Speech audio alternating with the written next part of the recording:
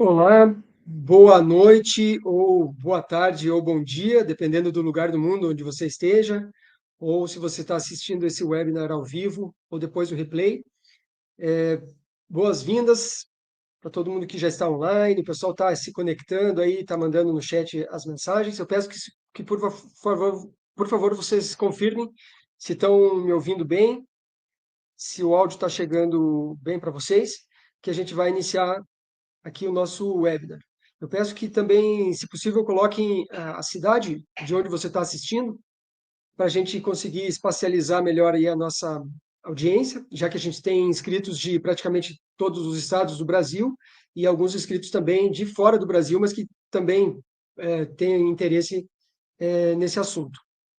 Estou vendo que o chat aqui está funcionando, o pessoal está mandando boa noite, então está tudo certo. Pessoal, eu sou o Eduardo Freitas, vou ser o mediador aqui, o facilitador desse webinar de hoje. Eu queria agradecer à TGR Treinamentos por trazer esse tema, pela parceria aí na realização de mais um webinar. O tema será confrontação com cursos d'água e faixas de domínio. E quem vai falar aqui, os nossos convidados especiais, são a Daniela Nicole Ferreira, é coordenadora do setor de licenciamento florestal do IAT, a Margarete Maria, que vocês muitos já conhecem, né, a fundadora da TGR Treinamentos, instrutora de vários cursos que a gente faz em parceria com a Mundo Gel, e o Ítalo Zago, que é o diretor da Zago Topografia. Antes deles se conectarem conosco aqui e participarem também, eu queria dar 3 rápidos recadinhos aqui. Primeiro, em relação ao replay. A gente vai disponibilizar o replay na íntegra.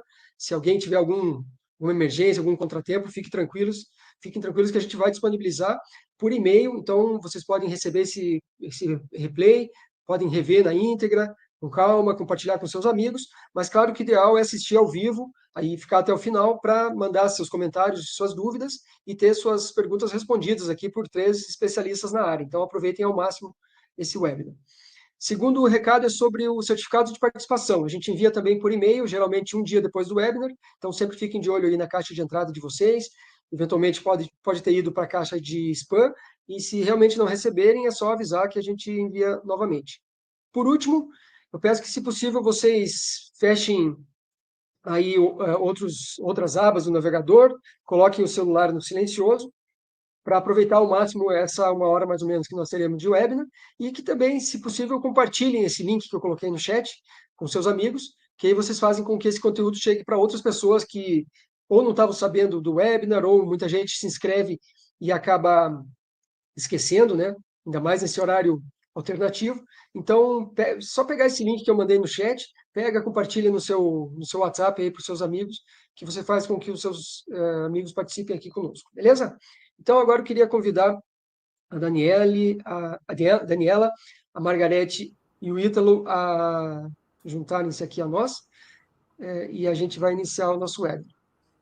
Boa Beleza? Já estamos vendo noite. todo mundo na sala. Boa noite, Daniela, Margarete. Boa noite a todos. Boa noite a todos. Mais uma vez Boa juntos, noite. né, Eduardo? Eu, você e o Ítalo já formamos um trio, né? Eu quero agradecer, em primeiro lugar, a Daniela, que aceitou o nosso convite. O Ítalo, né, meu parceiro aí de muito tempo, né, Ítalo? A gente sempre trazendo conteúdos novos para vocês, mas em especial a Daniela, que foi muito gentil em receber o nosso convite. Todas as vezes que a gente vai fazer um webinar, como diz Eduardo, eu sou goiana, eu falo webinar.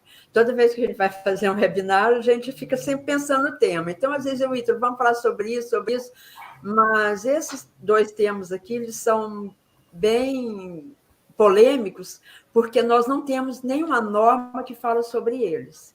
E é onde os cartórios sempre vêm batendo com muitos problemas. E antes que eu passe a palavra para a Daniela se apresentar, eu quero agradecer a presença de todos. Eu estou vendo aqui que tem muitos alunos, outros eu não conheço, outros eu conheço só de conversar em WhatsApp ou de grupos, mas sejam todos bem-vindos, que eu não conheço, muito prazer em conhecê-los. Daniela, mais uma vez... Não, imagina. Boa noite a todos, eu que agradeço pela participação, pelo convite, é uma honra estar aqui também, participar desse grupo aí, e desse debate, né, que é tão importante para quem trabalha na área, né.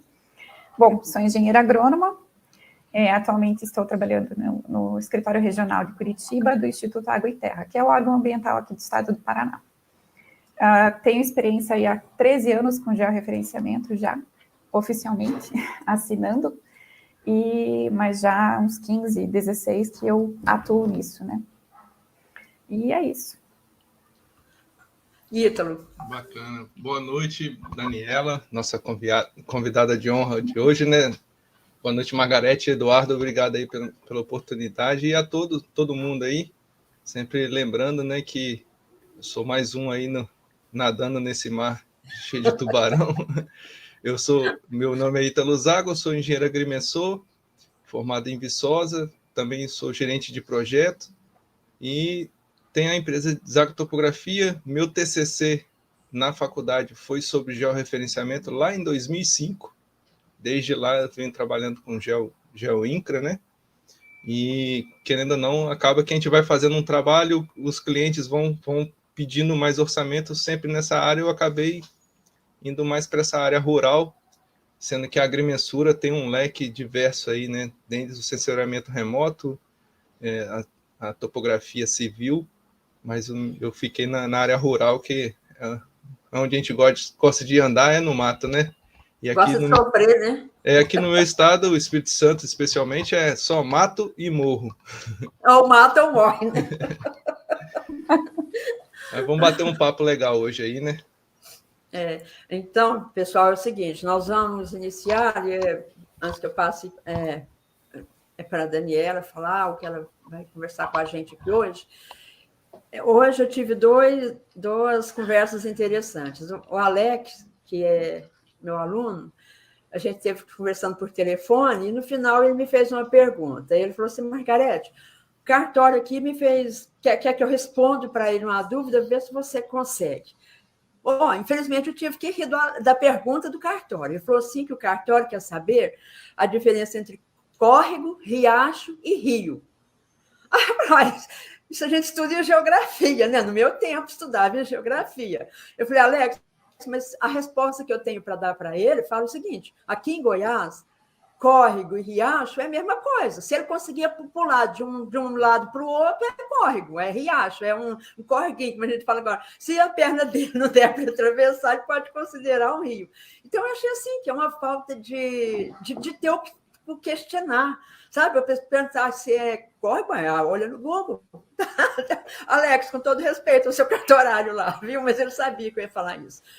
E outro caso é em Anápolis, que, por coincidência, me vieram duas dúvidas dessa. Uma foi de um proprietário e uma foi de um que já foi meu aluno na época da GeoEduc.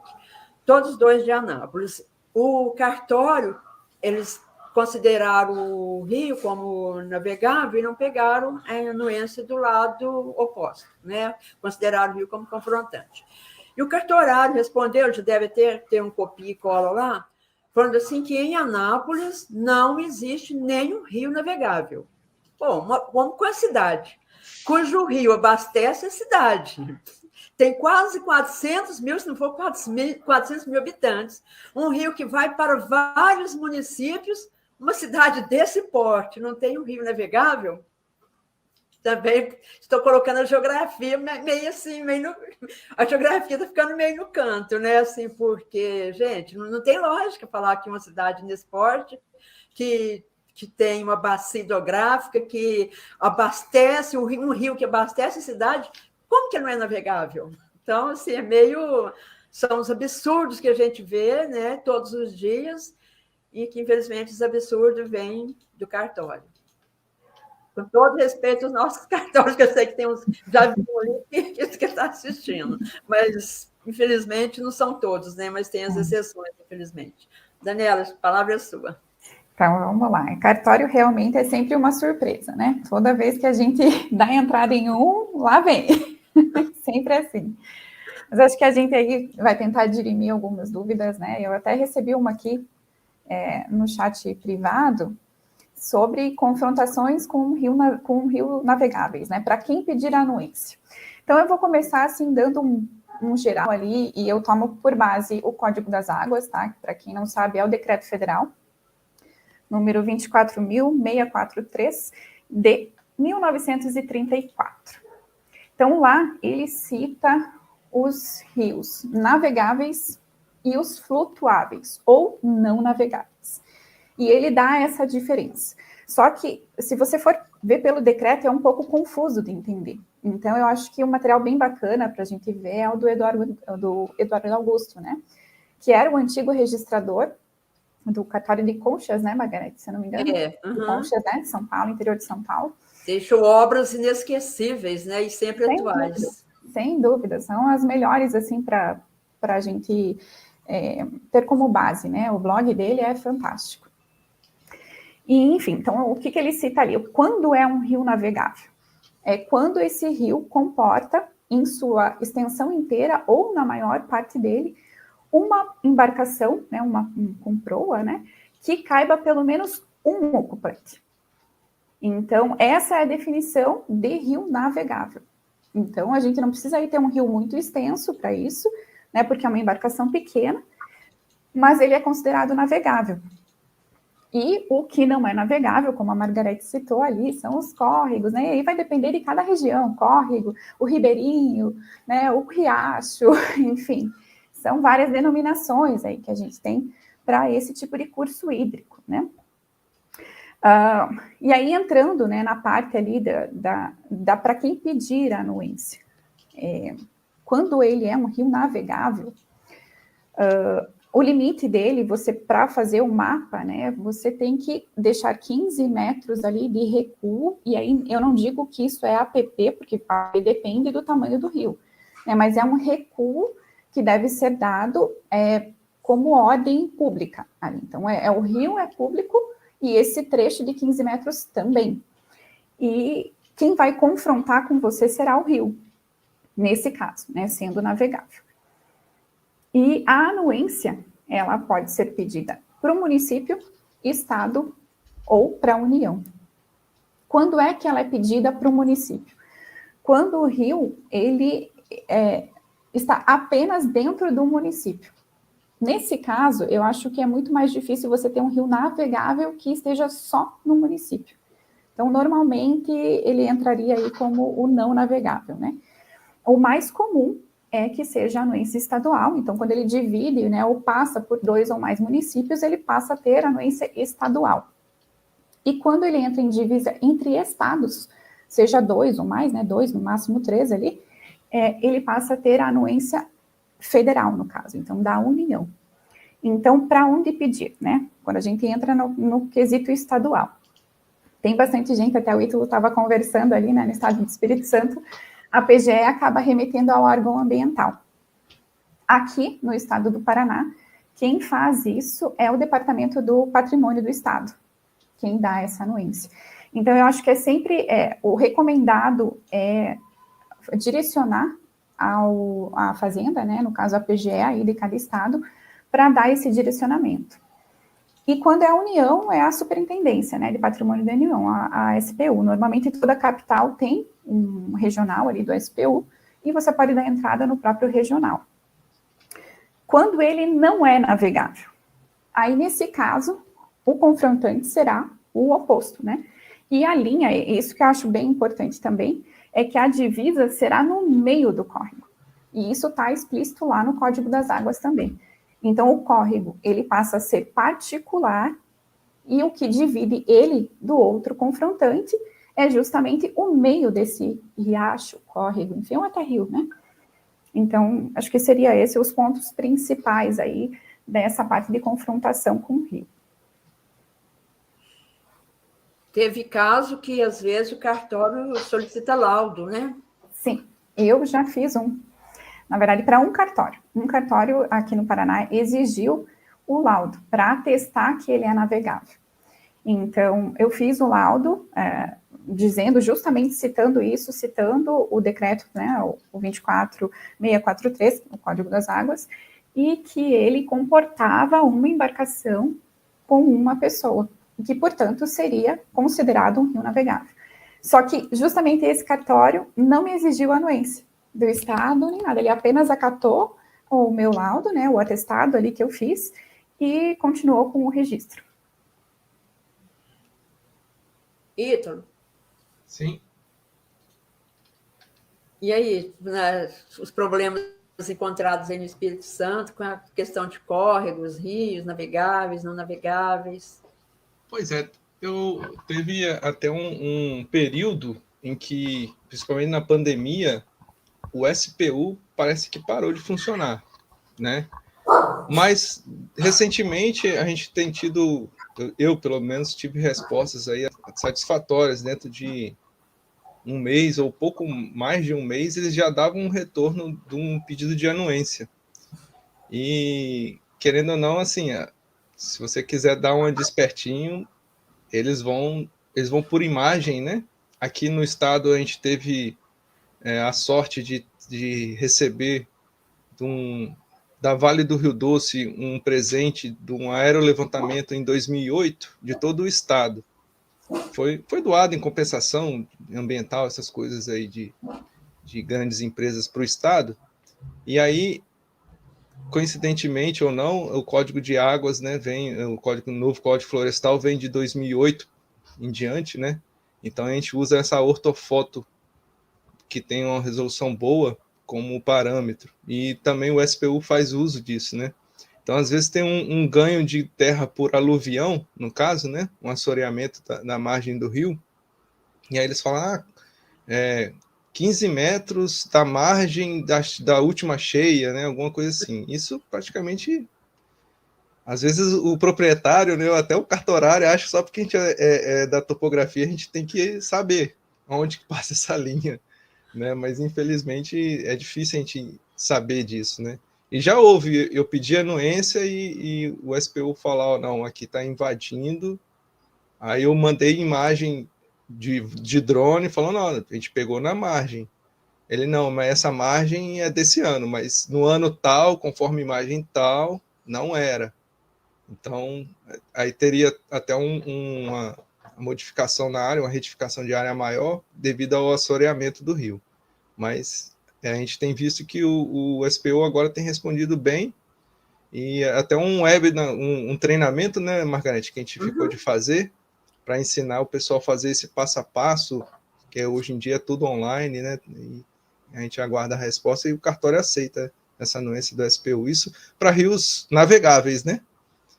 E para rios estaduais, aí vem aquela questão. Está na matrícula? Tem cartório que, se tiver escrito na matrícula e você coloca o rio, o cartório às vezes não pede nem anuência, né?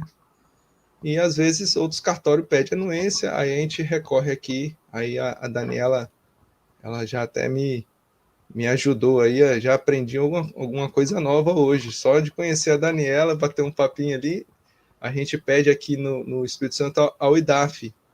Só que o IDAF, ele dá uma anuência e tem um item da anuência, Margarete, que fala assim, não serve para retificação diária. Serve para quê, então?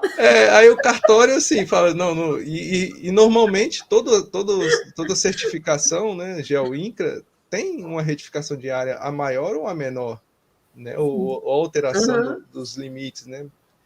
E aí a gente fica meio que vendido a essa informação, mas aí a Daniela me adiantou, a gente tem que pedir a PGE, né?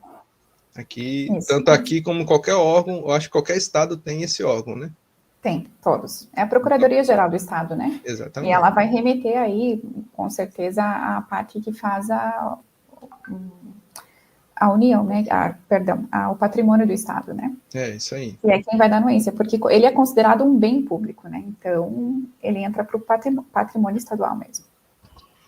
Mas é muito ruim a gente não ter, assim, onde se basear. No caso de rios, córregos, ainda tem o Código das Águas, que é uma das coisas que eu conheço que ainda consegue ser mais velho do que eu, porque em tudo sempre é mais velha sou eu.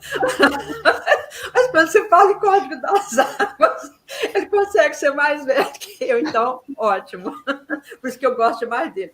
Mas a gente fica assim, sem saber o que faz, na verdade, né? Porque quando você vai argumentar com o cartório, e tem também o fator certidão, porque na certidão sempre fala assim, vai do M1 até o M2 numa extensão de 1.000 metros, né? Então, quer dizer, o topógrafo imaginou, ou ele mediu com alguma treino, alguma coisa lá que deu os 1.000 metros, e vai dar a diferença de área, que o cartório, às vezes, não aceita essa diferença de área, né? E vai ser difícil, ou talvez vai demorar um dia em que os cartórios vão começar a aceitar que o georreferenciamento é uma retificação. Enquanto tiver essa não aceitação, porque o próprio INCRA já fala, né, sempre falou que o georreferenciamento é uma retificação de área, né?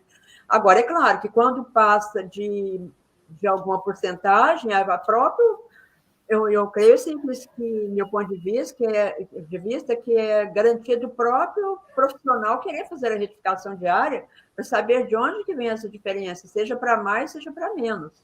De repente, está fazendo aí o próprio cliente pode estar usando da inocência, da boa-fé do profissional para fazer um usucapião disfarçado, né? Disfarça ali, faz um usucapião sem ninguém saber, como também pode estar querendo pegar um pedaço de área do vizinho. Então, assim, eu sei que muitos profissionais não gostam de fazer retificação, mas eu acho que tem que estar embutida no preço, né? Já falar sobre isso, no próprio valor já inclui uma retificação e, posteriormente, a certificação, mas é complicado. E, às vezes, a gente vê algumas certidões que falam que a divisa é no meio, ou no veio, ou no eixo do córrego, ou do curso d'água, e outros já falam que é na margem, e, em qualquer situação, prevalece o que está na certidão. Agora, quando ela é omissa, aí a gente parte para a legislação do Código das Águas, né? Só que, às vezes, no caso de Anápolis, talvez a embarcação dele seja aquele que fundou o tsunami lá, como que chama? Esse foi engraçado, né, Margarete? Talvez a embarcação dele seja aí o Titanic. O Roberto Carlos faz o cruzeiro dele lá, né? É o Titanic que não cabia no rio, então ele não é navegável. E no Rio das Antas, que abastece a cidade, né? E também, já abrangendo aí, já dando entrada aí para o Ítalo falar a parte dele, que é sobre faixa de domínio, que também é problemas todos os dias. Na minha opinião, por estatística particular que eu faço, eu posso dizer assim, sem sombra de dúvidas, que de 60% a 70% dos problemas de sobreposição estão nos cursos d'água. Embora o INCRA tenha exagerado nessa acurácia que passou para 9 metros, que chega a ser um exagero, porque 9 metros é mais do que a largura de muito curso d'água, né? Muitos cursos d'água. E eu sei que o colega, às vezes, vai achar que, levando em consideração essa diferença, essa acurácia, tolerância, que fala agora no novo manual, é tolerância, né? Caiu essa palavra acurácia, já caiu de moda, agora é tolerância. Mesmo sendo a tolerância de 9 metros, tem profissionais, como eu sei que vocês dois são, que não vão aceitar se sobrepor um rio que está na outra margem, aceitando uma diferença de 9 metros, ou mesmo afastando, recuando para o lado de cliente de vocês, baseado nesse argumento de 9 metros. Então, assim, foi realmente um exagero, acho que vocês concordam comigo também, mas é um exagero que não é levado muito em conta, porque, no bom senso, esses 9 metros, não sei se vocês dois concordam comigo, que, na realidade, com bom senso e com responsabilidade, não vai chegar a aceitar 9 metros. Bem, eu acho que vai ser difícil uma situação dessa. E, Ítalo, vamos fazer uma viagem agora nas faixas de domínio. Então, eu preparei aqui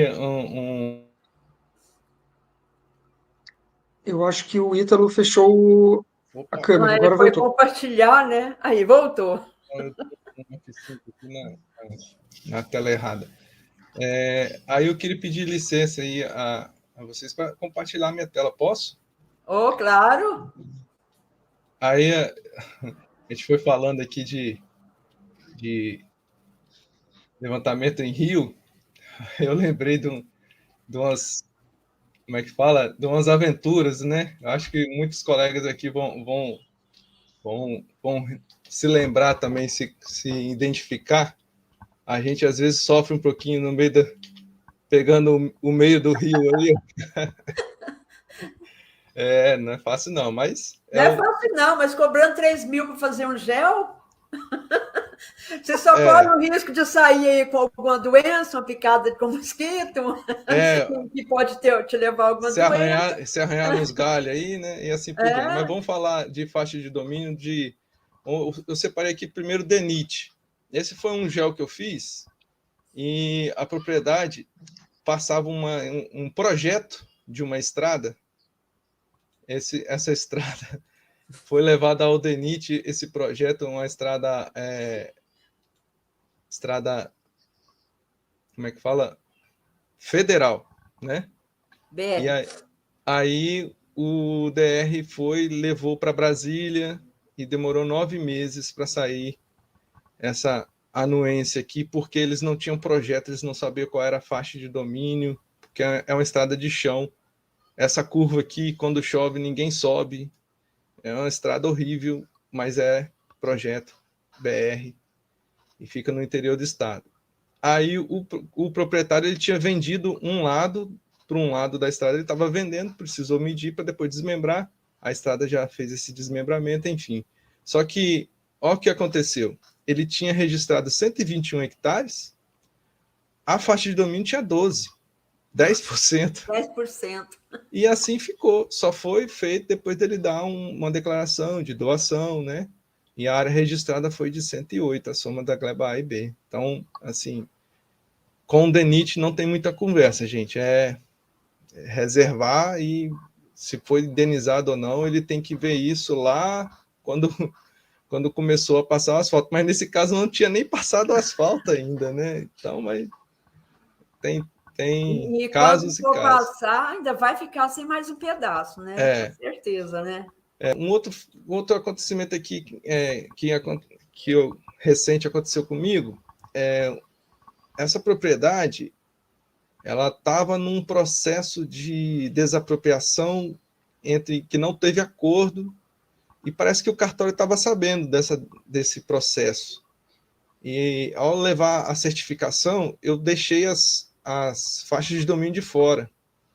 Aí o cartório ele não aceitou, porque havia na matrícula um perímetro certificado, georreferenciado, georreferenciado, né? E que apresentava, então, o eixo da pista, né? A pista toda dentro, e é uma rodovia nova. Aí o cartório nos obrigou a fazer, então, a faixa de domínio novamente, assim, certificar a faixa de domínio. Então, eu tive que certificar a faixa de domínio, e essa propriedade não tinha só uma estrada, tinha duas. Essa daqui, até onde tem uma rotatória, por isso que tem essa entrada aqui, está asfaltada. Aqui é conhecido como a leste-oeste, que liga Cariacica a Vila Velha. E aí, essa outra estrada aqui também é estadual, mas ela é uma estrada de chão. E aí, o que aconteceu? Eu fui lá e peguei o eixo. Como é que a gente pega o eixo de uma estrada de chão? Bom, vai medindo de um lado e do outro, tentar achar o eixo mais ou menos. Consultei o DR, é 20 metros. Fui lá e calculei meu eixo. Certificou, né? Com essa certificação tive que fazer depois. Mas aí aqui o DR do Espírito Santo, ele faz uma vistoria, o proprietário tem que pagar análise de projeto, cerca de 700 e poucos reais, e mais a vistoria que é por quilômetro. Então, depois de pago essa vistoria, o DR tem uma empresa contratada por licitação que vai lá e faz o levantamento topográfico, é até bacana, muito bem feito. Porém, o colega aqui, ele fez o eixo dele. E o que aconteceu?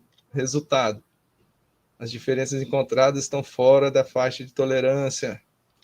Teve uma diferença ali de meio metro, mais ou menos. O meu marco é o amarelo, o que ele achou é o azul. Aí eu tive que cancelar e fazer de novo a certificação por causa disso aqui, porque eu não consegui a anuência do DR entrar, então.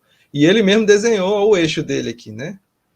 Aí eu até fiz, uma planta que eu fiz para o cliente aqui, com voo de drone, a gente vê que é uma estrada de chão, e essas coisas acontecem, né?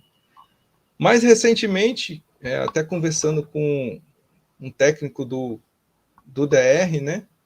E aí aqui foi a questão do cartório exigir a certificação, porque o cartório sabia muito bem dos processos que estavam acontecendo nessa propriedade, ele pediu essa certificação, então, assim, tá certo. Área pública, né? É área pública, né? Mas, assim, ele tá lá, ele reservou a faixa de domínio do DENIT, enfim. Mas aí a gente começa a raciocinar, né? Qual foi a justificativa que o cartório me deu para poder certificar isso? Fere a lei da continuidade do registro. Para onde foi parar essa área? A área diminuiu por quê? Né? E aí, quando a gente mede com todas as faixas de domínio, incluindo a área da faixa de domínio, aí fecha mais ou menos, fica mais próximo da área de registro. Tem cartório, aqui também, em outra comarca, que ele não cancela a matrícula. Ele deixa a área, ele pede para eu fazer um memorial descritivo da faixa de domínio, e ele deixa aquela área da faixa de domínio na matrícula de origem, e aí ele abre 2 novas matrículas para certificação e tal. E aquela matrícula, ela não acaba, ela fica com a área remanescente, o quê? Faixa de domínio reservada ao coisa. Que eu acho até prudente também, né? Ele, por mais que tenha uma retificação de área, né? Porque às vezes, a matrícula tem 100 hectares, tem 2 hectares de faixa de domínio, mas na hora de medir deu 90 hectares. Ele deixa 2 hectares para faixa de domínio e cria 2 matrículas, ou vice-versa, se der mais também, né? Então é interessante. E tem cartório que também leva para o livro 3, essa área da faixa de domínio. Bom, quem que está certo? Bom, eu não sou tabelião de cartório, não sei, não sou especialista ainda, vou fazer uma pós-graduação ainda em direito registral para entender um pouquinho mais, mas, né, manda quem pode, obedece quem tem juízo, né, Margarete? É claro. A gente tem que entregar o produto final para o cliente. Se vai fazer desse jeito ou de outro, o cliente não quer saber. Ele quer a matrícula na mão dele para ele poder vender, pegar empréstimo e assim por diante. Tocar o agro, né? E outra situação, conversando com prefeitura e também com o DR aqui do estado, que é a melhor situação que eu vi para o proprietário. O que é? Nós pegarmos, então, uma área que medir na cerca a certificação, porém, o que entrar para dentro, você pega lá do eixo da pista 20 metros, né? Se for a faixa de domínio, 20 metros para cada lado. Você pega lá do eixo da pista. Da cerca que você mediu para dentro, vai ter aí talvez 12 metros, né? Porque 8 metros foi do eixo da pista até na cerca, e da cerca para dentro tem mais 12 metros. Então, essa faixa de 12 metros, você faz um memorial descritivo, a verba no contexto, no texto do memorial do perímetro, você acaba o perímetro e continua assim. Dentro desse perímetro, existe uma faixa de domínio reservada para futura ampliação da via, para a estrada tal e tal e tal, iniciando-se no vértice tal, aí você faz o memorial descritivo. E aí, tanto o DR daqui como as prefeituras, pelo menos em algumas que eu conversei, aceitam. O proprietário ele não perde a área, porque não foi feita uma desapropriação, nenhuma doação ainda, né? A área ainda fica uma área, mas, porém, o leito carroçável mantém. E tem uma normativa do DR aqui que para a gente fazer do bordo da pista mais 5 metros. Aí, depois desses 5 metros, fazer isso que eu estou falando, essa área em Achura aí. É uma solução que eu achei interessante para a gente estar ajudando os proprietários a não perder tanta faixa de terra, também não sendo omisso com a faixa de domínio, que uma futura ampliação da via, e deixar tudo bem registrado para não ter dor de cabeça depois, né? A gente sabe que o georreferenciamento aí é um filho que a gente coloca no mundo, que de vez em quando esse filho fica adolescente, rebelde e dá trabalho, né? De vez em quando, não, os filhos estão todos rebeldes. Por isso que ele tem que nascer certinho, né? Tem que ser planejado. Eu estava comentando aqui com o Ítalo antes, né, de começar o webinar. Eu comentei do caso aqui no Paraná, que a gente já fez confrontação com o DR, e aí no momento de pedir anuência, eles exigiram que o proprietário fizesse a doação dessa área da faixa de domínio. Então, a gente tinha que separar, tirar, né, a faixa de domínio ali, e fazer a doação, o memorial, o mapa separado, fazer a doação para o DR para poder ter a anuência. Esses dias eu tenho um clube de assinaturas, né? E eu estou gravando para mandar para eles uma sequência de vídeos só sobre os princípios registrais, né? E essa semana eu gravei sobre o princípio da continuidade e da disponibilidade. Quando eu fui gravar o princípio da continuidade, eu lembrei do caso do Ítalo, porque a gente falou muito sobre esse caso seu, né, Ítalo, dessa exigência do cartório alegando isso. Mas por que eu nem comentei no vídeo? Porque se a gente for pensar bem, que existe a lei do Estatuto da Terra, e que no Estatuto da Terra a estrada não tira a continuidade do imóvel, né? Ela não considera seccionado, eu falei assim, eu nem vou falar isso, porque desse momento, então, a lei do registro público, na minha opinião, ela fica falha, porque se a estrada, se o fato da rodovia ali vai descontinuar o imóvel, então, a lei, eu creio que o cartorário, nesse momento, ele deu uma abandonada na lei 4.504. Vocês concordam comigo? Tanto que lá no vídeo eu nem citei esse caso do Ítalo. Eu ia citar, mas falei, não vou citar não, porque vai entrar em contradição. Se quem for assistir o vídeo for pensar isso, ele vai me questionar sobre isso, né? Sobre os alunos que for assistir, ele pode me questionar sobre isso. Mas esse caso do Ítalo aí foi um caso assim, que eu achei bem absurdo, a alegação desse cartório, mas fazer o quê, né? Aqui, eu já vi vários alunos com problema, não sei se vocês já viram também, inclusive minha filha passou por um problema desse aqui no interior, em Orizona, do cartório considerar a estrada que seccionou o imóvel ali, ele quer considerar como desmembramento. Uhum. Aí foi eu, inclusive, nesse problema, eu falei, não, deixa eu fazer um laudo para ele aí. E nesse laudo, eu questionei para ele se ele conhece o Código Civil, porque no Código Civil é muito clara a definição de bens públicos. E enviei também os artigos do doutor Eduardo, né, Daniela, porque ainda é o que a gente tem em mãos, embora muitos cartórios não queiram, não aceitam, não sei por quê, porque ele é muito preciso em tudo que ele fala, nas declarações dele, faz muita falta como profissional, e já fizemos, né, Eduardo, palestra com ele lá no Mundo GeoConnect, nós tivemos debate com ele, todos muito interessantes, mas, infelizmente, muitos cartórios não aceitam, mas ainda é o que a gente tem de concreto, e essa parte aí. E, então, fazer o quê, né? Mas se você for levar em conta o Código Civil, não tem o que argumentar, é um bem público. O rio é um bem público, esses rios, né, que navegáveis. Mas eu acho um absurdo querer, por quê? Porque ele quer que certifique o perímetro, ele vai ganhar a verbação do perímetro, ele vai receber por isso, depois ele vai receber por desmembramento.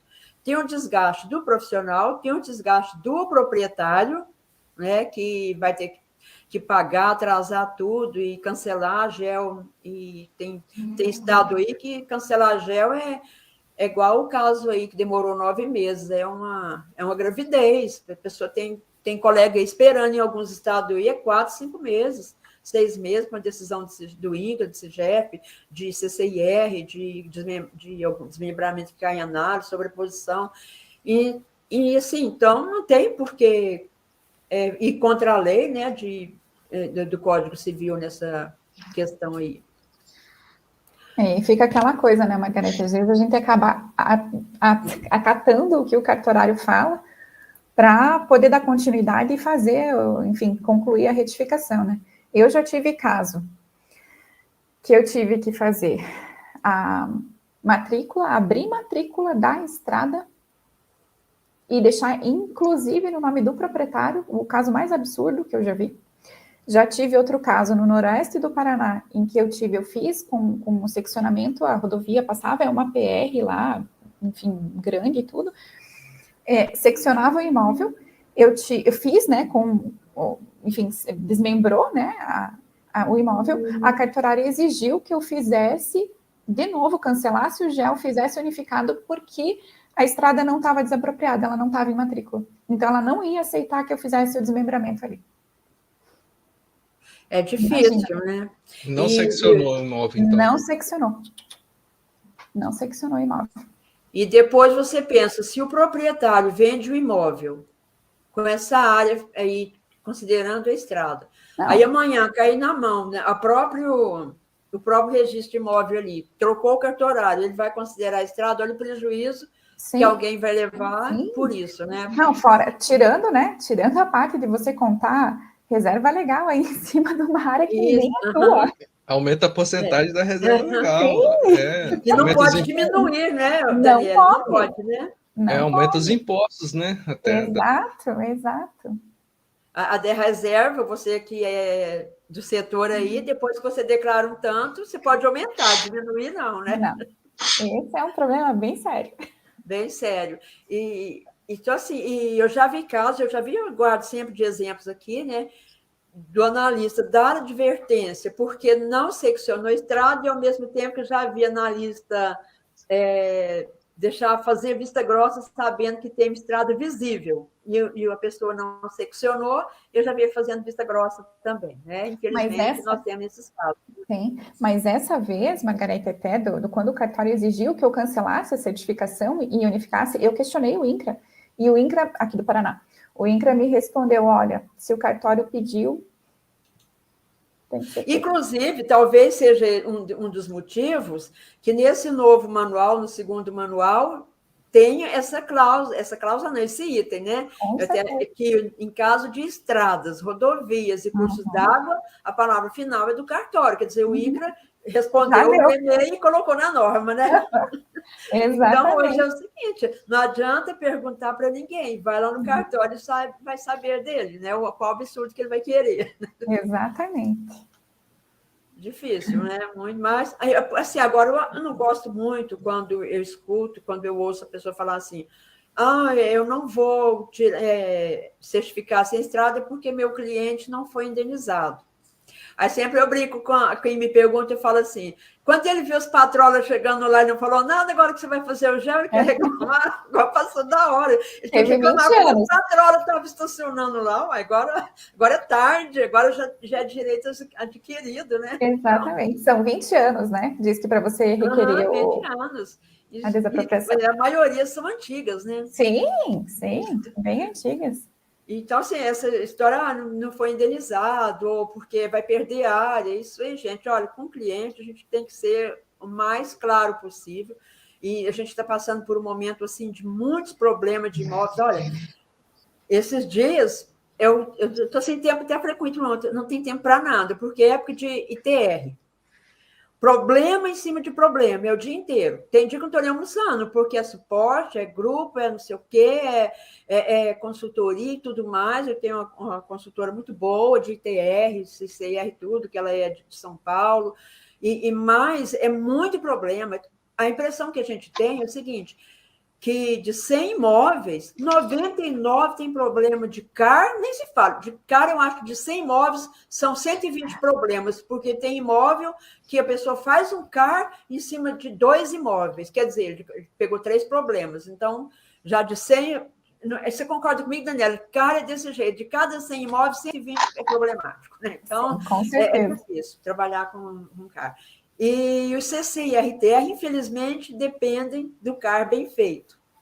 E não tem como, hoje em dia, mais fazer vista grossa, não tem como passar a mão na cabeça do proprietário, porque a gente passando a mão na cabeça do proprietário, a gente está prejudicando ele. Olha, ontem mesmo teve um caso de uma aluna minha. O cliente dela, nem a cliente, procurou ela com notificação. Como que uma área de 3 milhões ou 2 milhões, sei lá, quem fez o ITR colocou 120 mil. Tipo assim, terra nua 120 mil. De onde que uma pessoa, a terra nua lá, o cálculo era 3 mil hectares, parece? Não, 3 milhões. Eu sei que a terra nua dele, que no cálculo da Receita Federal daria 1 milhão e pouco, alguma coisa assim, foi 120 mil. Aí não tem como, não tem agrônomo que justifica nada disso, uma coisa dessa, um absurdo dessa. é melhor pagar a multa mesmo, sem questionar, porque não vai ter questionamento, né? E sim, é muito grave o que está acontecendo. E o georreferenciamento não é diferente. A gente está vendo, assim, tem hora que é desanimador. Vocês dois concordam comigo, eu sei que quem está me ouvindo concordam. Santa Catarina está passando por problemas terríveis com gel feito com drone, que foi feito por uma empresa lá do norte, fez não sei quantas áreas com contrato. Aí foi questionado esses dias lá sobre isso, aí responderam sempre, não, fica tranquilo que a secretaria de não sei quem vai resolver isso. Tá, enquanto resolve, o cliente do lado tá precisando do gel. Aí você como que faz gel com drone? O Ítalo que usa drone, você sabe, né? Gel com drone não é uma coisa que você vai usar virtual de cabo a rabo, né? Então, assim, é difícil. É muito difícil essa situação, assim, não é nem o drone em si, e não é nem a documentação que o drone exige, é a facilidade que a pessoa acha que vai ter, mas esquece das consequências de uma coisa mal feita, né? Então, assim, pode usar drone? Pode, é claro, está na norma, porque pode, foi testado e tudo mais. Tem a documentação pesada? Tem. Mas só que a responsabilidade é maior ainda, na minha opinião. Não sei se vocês concordam. É muita responsabilidade você usar virtual, você fazer as coisas desse jeito. E é um serviço caro, né, Ítalo? Fazer um gel com drone aumenta muito ou não? Eu não sei, porque tudo que eu estou falando eu não entendo. Tem os aventureiros, né? O problema é quando o gel cair numa auditoria, o INCRA vai pedir cadê o seu cadastro no Ministério da Defesa? Aí você já procurou saber como é que faz o cadastro no Ministério da Defesa? Você tem que ter um servidorzinho com um computadorzinho aí de uns 30 mil reais, vai ter que ter um endereço comercial, você tem que ter um CNPJ ativo, você tem que ter o seu CNPJ registrado no CREA ou no Conselho Técnico, né? Você tem que ter várias coisas por trás para você fazer um serviço com drone de georreferenciamento. Tem que ter o responsável técnico que seja engenheiro cartógrafo, agrimensor, né? Fazer o certificado de calibração, né? Tem que fazer um... a planilha ODS aceita tudo, né, Eduardo? Você bota lá PS1, PS2... A planilha aceita tudo. Você joga lá, certificou, vai sair. Não, o INCRA aceitou, né? Você jogou a planilha, a briga voltou, o INCRA aceitou. Não, deixa cair na auditoria. Na auditoria. Mas esse foi um ponto que, olha, honestamente, eu sou do tempo da primeira norma, né? Então, eu tenho processos até hoje lá que eram analisados fisicamente.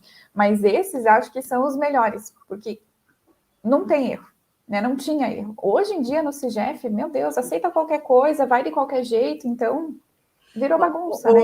Dani, não é nem assim o fato de não tinha erro. Na minha opinião, eu também sou dessa época, eu acho assim, que os profissionais tinham mais amor ao que fazia. Então, o profissional ele se orgulhava de implantar um marco bem implantado, ele tinha aquela satisfação de fazer bem feito. Sim. E hoje, assim, hoje a facilidade que está tendo, infelizmente, não está sendo usada com responsabilidade. Então, do momento que a norma fala, não é necessário implantar vértice, isso fala assim, não precisa. Não precisa, gente. Não precisa. É claro que precisa. Então, assim, a gente vê ainda hoje que há essa divisão de quem quer trabalhar bem feito, que tem aquele orgulho de ter o marco implantado, tem o orgulho de fazer um levantamento no córrego, né, Ítalo? De entrar ali dentro do córrego, de tudo, mas tem aqueles também que buscam facilidade, que, infelizmente, os clientes, hoje em dia, não é mais o INCRA que separa o joio do trigo, são os clientes que estão separando. Hoje em dia, tem cliente que já sabe que o barato sai caro. Eu cito sempre o exemplo do Ítalo aí, né, Ítalo? O cliente pega a proposta, assusta. Daqui a um dia ele volta. Isso é bobagem, ele volta. Quando ele vê o tanto de cancelamento que tem, são muitos cancelamentos, é muito cancelamento. Por sobreposição, por virtual que não existe, virtual onde é acessível. Assim, vem as coisas para facilitar, mas, infelizmente, o ser humano que complica e por isso que está essa baderna que está. O fato de estar certificado não garante que está certo, né? Esse dia um aluno falou assim para mim, vai ser fácil, professora, porque quando eles compram o curso de referenciamento, eu acompanho eles do início até o final, né? E ele falou assim para mim, não, professora, vai ser fácil, porque quase todos do lado vai ser gestão certificada. Eu falei, tá, então você está com problema de todos os lados. O que deu? 2 cancelamentos ele vai ter que solicitar. Então, eu falei para ele, hoje em dia, está certificado, gente, corre para fazer logo bem feito, porque quem vai na frente bebe água limpa, né? Depois é só problema. E olha que tem cancelamento que às vezes demora. Por que demora? Porque, inclusive, foi agora nesse novo manual de gestão que saiu essa semana, foi dito isso, que são 30 dias de prazo. É muito tempo para você mandar os documentos para o INCRA, gente. Se você fez o levantamento, você está no seu computador. Então, por que 30 dias de prazo? Porque quando der 29 dias, ele vai dar enrolado e vem mais 30 dias. E isso está acontecendo há muito tempo. E eu acho muito dia de prazo. Para quem vai enrolar, não é, porque ele vai ter 30 dias para pensar o que ele vai mentir, o que ele vai inventar. Mas para quem fez o serviço bem feito, depende do análise de uma sobreposição, é difícil, muito difícil mesmo. 30 dias é muito tempo. Eu acho que 5 dias era o suficiente, não precisa de mais do que isso, não, né? Só um parênteses sobre o drone, né, Eduardo? Lá no Mundo Gel, gente, quem não já foi na Feira do Mundo Gel, vai, porque lá vocês encontram tudo sobre drones e tem muita palestra desse pessoal da alta cúpula aí, né? É a ANAC, fala aí, DCE, Ministério da Defesa, vai estar todo mundo lá. Tem um curso lá que é especificamente sobre aerolevantamentos com drones, que eu recomendo aí fortemente. Vai ter o curso da Margarete, é claro, também, que vai já é tradição. Não, você está fazendo concorrência para mim aí, eu tive o privilégio de receber uma aula direta no novo modelo do site lá de pedido de liberação de voo, do ano passado, né? Aí o sargento lá que me deu a aula, não, você entra aqui, faz aqui, ou seja, você está ali tete a tete com quem está fazendo a norma, isso é muito legal. E tem o Ministério da Agricultura também que está lá, e aí, como tem agora os drones para pulverização também, né, que tem normas específicas também, eles vão ter stand lá, vai ter curso sobre isso também. Pessoal, está chegando muita pergunta aqui, eu nem consegui agrupar. Eu bati o olho, as perguntas estão assim, estão por minuto. Mas eu abri o olho aqui, do Valdemir, até paralisei ela. Ele pediu para você perguntar para a Daniela a bibliografia do Dr. Eduardo. Então, acabei de colocar ali, Margarete. Desse livro aqui, ó. Sim. Esse livro é o melhor de todos, viu? Do Dr. Eduardo Augusto, chama Registro de Imóveis, Edificação, Registro de Referenciamento, Fundamento e Prática. Apesar que ele foi antes da Lei 14.382, né? Mas, mesmo assim, para o que a gente quer, não mudou. E na internet você encontra de tudo que você... Depois eu posso mandar seu e-mail, que depois eu mando para você. Eu passei no chat ali... Né? Oi? Eu passei no chat ali o blog do Dr. Eduardo Augusto. Tá ótimo. De uns 2 webinários para cá, ou 3, né, Eduardo? Eu estou fazendo o seguinte, como as perguntas são muitas, depois, lá para a semana que vem, Eduardo me envia a relação das perguntas e eu faço um vídeo e mando para o YouTube para vocês assistirem com as respostas. E sempre demora uns dias, porque ele tem os problemas da plataforma lá, né? E depois, quando ele me manda, eu ainda vou preparar as respostas, preparar o vídeo. Então, normalmente, depois de uns 15 dias do webinar, vocês terão os vídeos com as respostas. Isso. A gente está chegando aqui a 1 hora de webinar já e ainda tem algumas perguntas para fazer. Eu pergunto para vocês têm uns 10, 15 minutinhos ainda para a gente pode ir aqui? Pode ir. Beleza, vamos tentar aqui fazer umas perguntas aqui que sejam um pouco mais gerais. A Andréia Campelo pergunta, rio não navegável, já certificado pelo CIGEF, pode usar paralela considerando o eixo desse córrego? Ela tem, o não navegável, ela tem que fazer certificação pelo eixo, né? Exatamente. Aí, se ela levantou pela margem, ela pode fazer paralela até o eixo, mas tem que ser a divisa no eixo. Pode, isso aí. Ou vice-versa, né? Você faz... Ou faz pelo eixo. Eu já peguei um caiaque também, já desci pelo meio do rio, depois fui jogando a paralela para a borda. Aí, nesse caso, era navegável, né? Mais ou menos. E os galhos lá?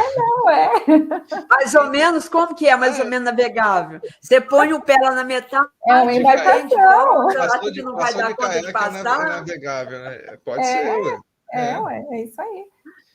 Então O tá. Darlon Moreira pergunta o seguinte: quando o curso d'água é estreito, não navegável, mas possui várias lagoas alagadas no percurso do rio, como definir o limite da propriedade? Nesse Aí caso. seriam barramentos, né? Represas, né? Aí se for, pois é, depende do contexto dessas lagoas, né? Se foram feitas por particular, se, enfim, são represas, o que seriam elas.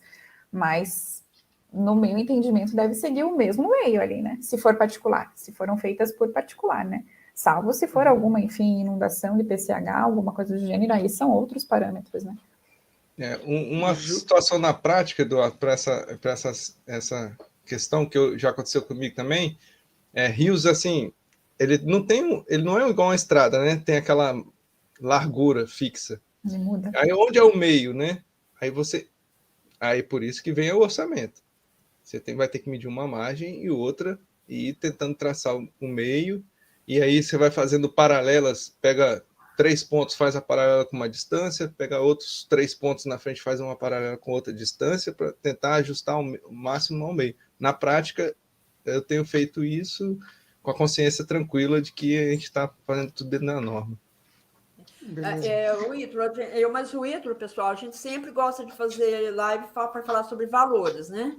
E da última live que a gente fez, que a gente já está muito tempo programando outra, mas nunca sai, né, Ítalo?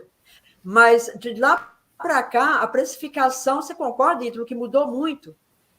A precificação? Muita. Por que, na minha opinião, mudou? Pelos problemas de confrontação, se você vai ter que cancelar ou não, não tem como você dar um preço de um gel se você não for no entrejar e saber se tem imóvel certificado ou não do lado, né? E muito menos sem no imóvel, conforme o local, né? O pessoal vem com as tabelinhas, para baixo de... uma nova que eu ouvi, abaixo de 25 hectares, R$ 3.500. Entre 25 e 50, R$ 5.500. Entre 50 a 100, 7.500. Acima de 100, a gente faz a regrinha lá da fórmula. Acima de 100, você faz o gel e dá para você CMTR e cai de graça. Eu falei, não, peraí, e se tiver rio? E se tiver estrada? Você tem que ir para o órgão. E às vezes você tem poceiro, e se não, tiver porque quando tem estrada, prefeitura pede uma planta específica para ele. Você tem que fazer outro projeto. Às vezes o DENIT também pede uma planta específica. O DENIT fez eu fazer o meu proprietário tinha na frente de um trevo. Eu tive que medir o trevo todinho e a pintura das faixas, né? Aí eu estava sem o drone na hora lá, fiz tudo no GPS, as pinturas de faixa, inclusive desenhei tudo bonitinho, ficou bom, passou. E botar cota em tudo. Então, previu isso no orçamento? Se não previu, você vai ficar no prejuízo assim. Achou que ia gastar um dia para fazer o serviço de campo, gastou 3. Né? A mesma Às vezes coisa. vai ter que alugar um caiaque, né? É. Nunca se sabe, né? O que você vai ver pela frente, né? Não, é uma surpresa, não tem como assim. Eu sei que tem muita gente, às vezes, assim, a gente critica, mas não pelo valor que a pessoa cobra, mas pela dificuldade que é um georreferenciamento. Porque eu, por exemplo, eu dou aula de referenciamento tem muitos anos, né, Eduardo? Mas, assim, eu escuto casos todo dia, mas, assim, cada dia que passa eu acho mais complexo. Tanto que dos meus cursos de referenciamento eu faço questão mesmo de acompanhar o aluno do final e não gosto de aluno meu em outros grupos que não é o da TGR fazendo pergunta, porque tem que entrar no nosso grupo ou na plataforma do curso. Vocês vão para outro grupo é para dar aula, não para fazer pergunta. Mas é para responder, né? Coloquei no chat aí o link da TGR, Margarete. Então, tem outra pergunta aqui do José Luiz, como fazer se houver um barramento, né, um lago, entre propriedades, que se possa ocorrer navegabilidade pontual. Continua sendo não navegável? Boa pergunta. Se ele tem navegabilidade pontual, aí eu acho que você teria que analisar o rio inteiro ali. Se for só num ponto, ele não é navegável. É só onde tem a barragem, né? Entendi. Não é navegável. Mas boa pergunta, muito boa pergunta. Mas é o todo do rio, do curso d'água, é o todo do imóvel ali? Não, do curso d'água. Né? Não é natural, né? A Daniela comentou bem no começo, não é natural, né? É privada ali, é privado. Exato, o barramento é privado, né? Normalmente. Aqui, o Eduardo, só duas perguntinhas aqui. Que, lá do começo, da Ana Márcia Araújo, o remanescente na matrícula ficaria em nome de quem? Na questão lá da rodovia, né, que eu comentei com o cartório. Fica em nome do proprietário com destinação à faixa de domínio, né? Aí, infelizmente, o proprietário ainda fica lá com aquela matrícula agarrada lá. E o Romildo Amaral perguntou, quando a rodovia corta o imóvel, uma das áreas fica abaixo da fração mínima de parcelamento, como fica? Fica abaixo da fração mínima de parcelamento. É o único caso, né, que eles abrem até a matrícula abaixo da fração. Para igreja também, né? Ah, é verdade. Igreja e Eu escola. estou vendo aqui, o José Ruiz, do Registro de Imóveis de Santa Isabel do Ivaí, Paraná. Não quer fazer uma live com a gente, não, José Ruiz, esclarecer esses pontos aí? Fica o convite, viu? Qualquer coisa aí fala comigo, com o Eduardo, com a Daniela, qualquer um de nós, o Ítalo aqui, será bem-vindo, viu? Porque eu acho assim que a gente acaba criticando muito, mas é bom quando vem uma pessoa igual aquele que veio, né? O Campos veio, explica, esclarece e dá até uma esperança e ajuda os outros cartorários que às vezes estão com um ponto de vista errado, né? Cobrando coisas indevidas que não está na norma, não está no... aliás, é um confronto entre a norma do INCRA e o registro de imóveis. A impressão que a gente tem é que quando é feita a norma elaborada, não tem um cartorário ali, uma equipe de cartório, para ver se unifica, se fala, uniformiza, né? Se falam a mesma linguagem. E a gente vê que não tem isso. E, de repente, você vai ler o manual, o cartório vai decidir. Aí o cartório vai decidir, em um município tem 2 cartórios, um decide uma coisa, é o que está acontecendo em Anápolis, aliás. Um cartório fala que não tem rio navegável e o outro já acha que tem rio navegável sim na cidade. Então, o profissional fica no ar, né? Tem mais umas 2 ou 3 perguntas aqui sobre cursos d'água, e aí depois a gente poderia entrar 100% aí na parte de rodovias, né, de infraestrutura. O Paulo Marinho pergunta, o Código das Águas cita, além das águas correntes navegáveis, também as lagoas. Contudo, não cita se elas são naturais. Como fica nessa situação? Para quem tem anuência de confronto com lagoas naturais? Lagoas naturais, aí vai depender do contexto também. Eu tenho um exemplo aqui, a Lagoa dos Patos, por exemplo, Rio Grande do Sul, ela é considerada até da Marinha, né? Ela é patrimônio ali da Marinha, então você tem que pedir anuência para a Marinha. Então, vai depender do que seria, porque complicado de falar, uma lagoa, mas se for uma lagoa natural, penso eu que você deveria recorrer aí ao município no mínimo, né? Para ter ciência se ela é natural mesmo, qual é o tamanho dela, e principalmente analisar o curso hídrico aí em toda a sua extensão. O Daniele, no caso de lagoa, tem que deixar a faixa da Marinha também, ou alguma faixa, ou não? Da Lagoa dos Patos, no caso que eu citei? Tem que deixar os 15 metros também? Sim. Aproveitando, o Araldo de Luca pergunta sobre os 15 metros além da cota da enchente média ordinária. Como vocês têm se baseado no caso de rios navegáveis? Aí, o que procura fazer, né? Eu acho que é dar uma analisada no que você tiver de imagens aí. Eu não aconselho fazer pela cota da maior cheia. Eu acho que isso não funciona. Meu entendimento é dar uma analisada por imagem, o que você tem de flutuação aí durante um tempo, né? Normalmente a gente consegue, depois de 2008, aí bem tranquilo, e fazer uma média, né? Do que ele avança ali para você calcular a partir dali a margem, né? Você consegue explicar mais tecnicamente nesse caso. Daniela, no caso, você aconselharia, por exemplo, o profissional que está passando por essa situação, ele fazer um laudo para entregar junto com o processo no cartório? Com certeza. É um laudo de alguém que entende. No caso, seria agrônomo ou florestal, né? Uhum. Aí vem certeza. Mais uma vez. Você lembrou disso na hora do orçamento? Você vai gastar em um dia para fazer um laudo. Bom, eu para fazer um laudo desse, eu gastaria aí mais de 8 horas, com certeza, na frente do computador, focado, 8 horas focado, sem olhar o WhatsApp, sem trabalhar com outra coisa, imagina, né? Pois é, mas nesse caso, Ítalo, seria o caso, assim, A sugestão seria repassar esse valor do laudo para o proprietário pagar, né? Com certeza. Por isso que um orçamento por escrito, bem explicado. Se tiver um laudo é extra, se tiver um serviço assim é extra, vou cobrar, para não ficar disse-me-disse, né? Nada de mandar valor por e-mail, né? Por WhatsApp, né?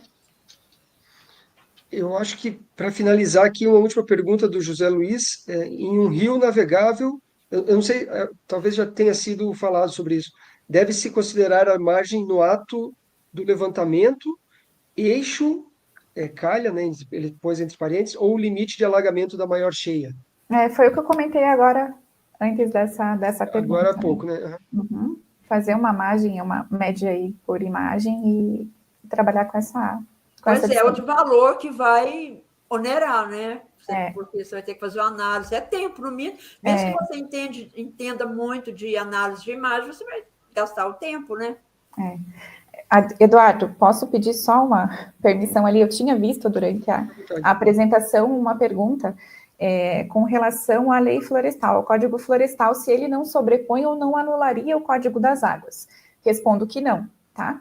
O Código das Águas é ele é definido pelo uso da água, né, como bem público, bem comum, e o Código Florestal é relacionado à vegetação, à floresta nativa. Então, são coisas bem distintas, embora ele trate de APP, são coisas bem distintas. Um não tem, não anula o outro. Tem até uma pergunta que chegou aqui no YouTube, no caso de manguezal também, como que faz, né? É muito difusa, né, esse limite. A parte ali de áreas úmidas, né, seja mangue, várzea, enfim, entraria no mesmo contexto. Vai depender do acordo com o confrontante. Ela é considerada uma PP, né, quer dizer, pelo código até ela não é mais uma PP, mas é uma área de preservação, então teria que entrar em acordo ali com o proprietário, né? Não existe uma lógica como nas águas, né? Ele continua sendo uma área, uma linha ideal ali. Muito Legal, problema obrigado, também com barragem. Daniel. Teve uma pergunta aqui. Como identificamos a margem de barragens hidrelétricas? Recorremos a quem? Órgão Ambiental do Estado. Nesse caso. Beleza, obrigado, Margarete, por trazer também essa foi no YouTube, né? E agora uma pergunta sobre faixa de domínio. O Eduardo Silvério pergunta: como é o procedimento para obter a anuência junto ao DR? O profissional deve enviar a planta e memorial para que seja analisado e depois de aprovado enviar ao registro? E no caso aí voltando também no caso de curso d'água, ocorre de forma similar? Eu estou vendo com a Margarete aí, né, Margarete? A gente vai fazer um web treinamento para dar o passo a passo, que é um treinamento, né, com um ensinamento mesmo, né, para a galera pegar mesmo a manha de, vem aqui, clica aqui, vem aqui. Uhum. Para o SPU, que é federal, eu acho que é bem fácil, porque vai pegar para todo mundo, né? Para questão de estadual, para cada estado tem aí talvez o seu acesso, o seu protocolo, mas é isso que ele falou mesmo, mais ou menos esse. Tem também um requerimento, assim como você faz um requerimento para o cartório, você tem que fazer um requerimento para o DR, com o proprietário solicitando isso, né? Para o DR analisar, aí vai gerar um protocolo, aí às vezes vai gerar uma DUA, né? Uma taxa para ser paga para analisar aquele projeto, como é no caso aqui do estado, ou não. Alguns estados já estão trabalhando com o sistema EDOC, né, online, você escaneia, manda tudo por online, já gera um protocolo, ou mandar por e-mail e o funcionário do órgão, ele vai gerar esse protocolo. Então, a gente tem que pegar o telefone, ligar, se informar, né, tanto com o DR como com os cartórios, né? Sempre fazer isso antes, né? Para não ter surpresa depois. O problema são as surpresas, né?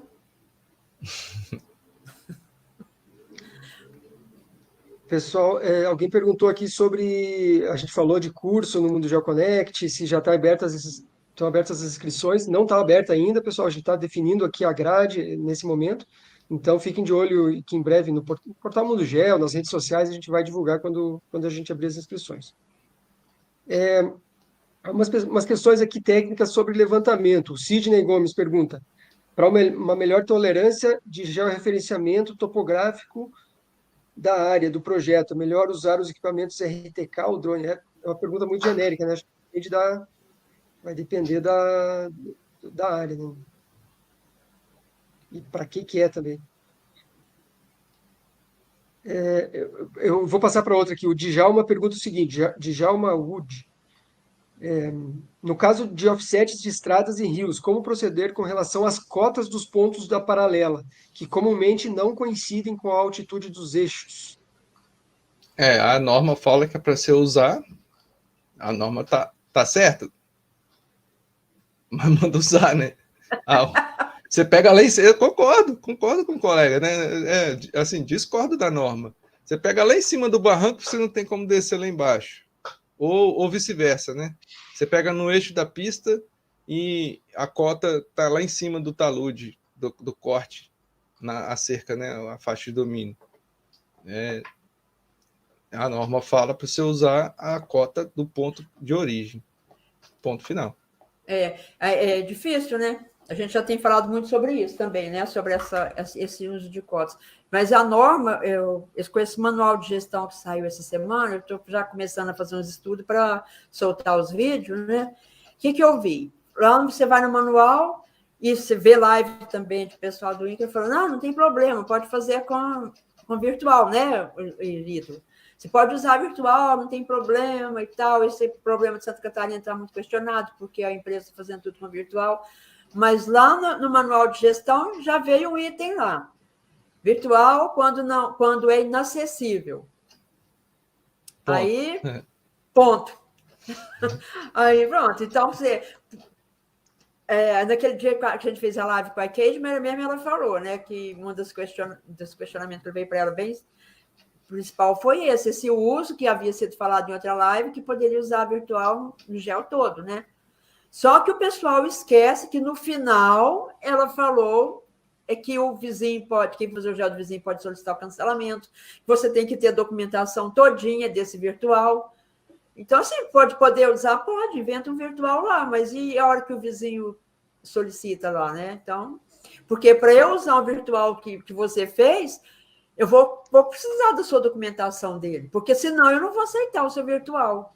E se for inacessível também, eu não sou obrigada a usar. Vocês concordam comigo? Então, assim, esse manual de gestão esclareceu muita coisa e eu já comecei a ver os pontos principais, escutando os colegas, os alunos, para saber os principais pontos. Posso fazer um questionamento bem engraçado aqui? É até engraçado, Eduardo, olha só. A norma fala para você pegar um ponto. Vamos supor que o meu ombro aqui é o começo do morro. Aí você bota um marco aqui e outro marco aqui. Aí você dá o extend, né? E aí depois você bota outro marco aqui, outro marco aqui. Então o encontro do ponto vai dar na minha boca. A altura está aqui. Você consegue até meio que calcular isso, faz um 3D ali no AutoCAD, coisa assim, você consegue calcular a cota desse virtual. Mas a norma fala para você pegar a média desses dois pontos. Ou dos outros dois. Só que, às vezes, é aqui em cima o ponto. E aí, quando você muda a altitude, você muda a área. Então, tipo assim, a norma tá boa, gente. Vamos seguir, porque se tiver que mudar isso aí também... Porque imagina que aí é outro virtual. Então libera o SRTM. TN, né? Então libera. Pontos virtuais vão liberar, pegar lá pelo Google, então. Talvez vai ficar até menos errado. Agora, o Ítalo falou que é assim. Não estou falando que é assim. Não pegue altitude pelo Google. Porque a norma fala para fazer dessa forma, faz igual tá a norma. Tá certo? Mas é a norma. Né? Eu gostaria de um comentário aqui do Anderson Silva. Ele disse o seguinte: temos que abrir as suspeitas de dúvidas sempre que existirem essas questões. Muitos cartórios acham que foram feitos de uma forma e não tem embasamento legal. Trabalhamos com GEO desde o início e sempre tentamos não deixar abrir precedentes. Não concordo com esse ponto de vista em que tem que ser feito o que o cartório exige. Também concordo com você, Anderson. Eu acho que a gente tem que fazer o que está certo, o que está correto, o que está na lei. Aliás, eu acho que a lei é acima da norma, né? Eu acho que prevalece a lei e não a norma, nesse caso, né? Mas, infelizmente, tenho muitos colegas que eles têm medo de suscitar dúvidas porque eles acham que o cartório vai marcar ele. O ponto de vista que já tem 2 cartorários, inclusive um faz parte de um grupo meu, tem 2 cartorários no meu grupo de alunos que eles compram o curso para os funcionários dele aprender sobre gel para não estar fazendo evolutiva errado. Então, tem um deles que sempre me fala no particular, fala para o seu aluno suscitar dúvidas. Aí eu falo, não adianta falar, porque eles têm medo do cartório marcar eles, que depois não vai fazer o serviço e tal. Ele falou assim, besteira, fala para suscitar dúvida, porque ele está certo no que ele está dizendo. Então, assim, gente, se o cartório está certo, ele não tem que ter medo. E se a gente está certo, não tem que ter medo. É isso aí, Anderson, eu concordo com você, não tem que ter medo, não. Mas se você está com base na lei... Não, eu entendo os colegas, a gente fica com medo de queimar cartucho, a gente chama isso, né? Eu vou me queimar aqui, aí amanhã esse cliente vai embora e o próximo cliente que vier com aquele cartório, né? É o tal negócio, né? A gente tem que escolher a briga. Às vezes é tão bobeira. Vai. O meu colega Guilherme aqui que está nos ajudando aqui no webinar também, ele tem um termo bom que é não gastar a vela boa com defunto ruim, né? Isso aí. Tem esse termo também. Mas já aconteceu também de eu comprar a briga. Né? Já aconteceu de eu comprar a briga também, e a Marisa Amado, ela vai estar no próximo webinar com a gente, talvez aí. Ela virou para mim e falou: eu te odiava. Porque eu briguei com ela, que eu falei, falei com ela que ela estava errada, né? Tentei argumentar com ela, aí ela falou, esse menino metido aqui, não sei o quê.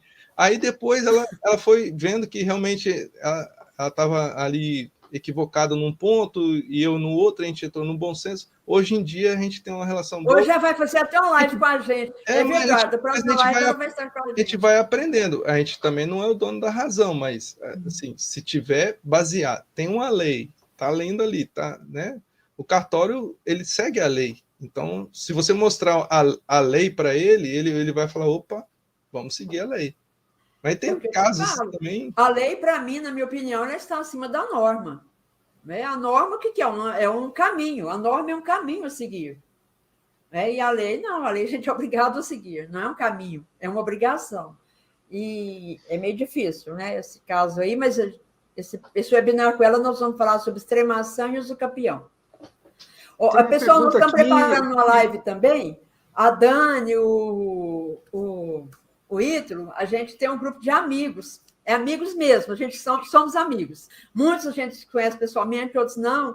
E a gente está preparando uma live com esse grupo. Vocês vão gostar muito, muito mesmo. São o quê? Uns 10, né? Mais ou menos? Deixa eu dar uma olhada. Acho que 14. É 14? Pois é, e são alguns vocês pessoal do Brasil todo, né? Do Brasil todo. Tem um que é do INCRA, o outro é do Rio de Janeiro, e o Matheus está sempre nas redes sociais. Nem sei como que ele não está aqui ainda. 14? Tem o Anderson aí, que é especialista em drone também. Em drone. Então, nós vamos falar de tudo. Vai ser um liveão mesmo, viu? Vocês vão gostar muito. Tem o Rafael Massaro, que entende de gel, de crédito, tanta coisa, e vocês vão gostar muito. Vai ter todo o assunto que nós vamos abordar. Vai ser uma live bem light, né? Muito bom. Tem o Gildo, né, aqui de Goiânia, de Goiás, aliás. Tem uma pergunta aqui, Margarete, voltando só um pouquinho do assunto que a gente acabou de falar, o Sedney. Pergunta se os cartórios não deveriam ter cada um profissional que fosse entendido na área de agrimensura. Cuidado com isso. É ótimo. Cuidado. Deixa o cartório fazer o serviço deles caladinho, sozinho, viu? Não, porque às vezes, né, pode dar, esse tiro aí pode sair pela culatra. Pode ser que o cara vai te exigir os arquivos Hynix, vai te exigir um pouco mais também, né? Então, às vezes é bom. Mas eu concordo que o cartório, hoje em dia, né, tá tão fácil, pede o arquivo KML para o proprietário e ele faz o banco de dados no Google Earth dele, ele faz o próprio banco de dados dele e ele vai vendo, né? Eu tinha sugerido isso para um colega tabelião. Falei, aqui, ó, KML, aqui, ó, você faz aqui, né? Pede isso aí, não precisa ser muito técnico, né? Mas qualquer pessoa um pouco mais curiosa vai pegar a manha de fazer. E aí tem, não sei se vocês conhecem aquele mapa dos registradores. No site dos registradores tem um mapa, é um Google dos cartórios. Não sei se vou até botar o link aí. E interessante, se os cartórios atualizassem esse banco de dados, você consegue visualizar a matrícula de todo mundo, dos cartórios que estão atualizando esse banco de dados. Então, já tem a plataforma, teria que atualizar. Mas é dos objetivos do Sinter, né? Esse banco de dados aí, né? Já é um objetivo do Sinter. Que nunca sai. Tem bastante gente falando sobre isso. O José Luiz Belato aqui, o Carlos Hendricos também no YouTube. Enfim, talvez fosse um assunto aí para também abordar numa próxima live, né? Falando Tem sobre o o quê, Manuel, Eduardo?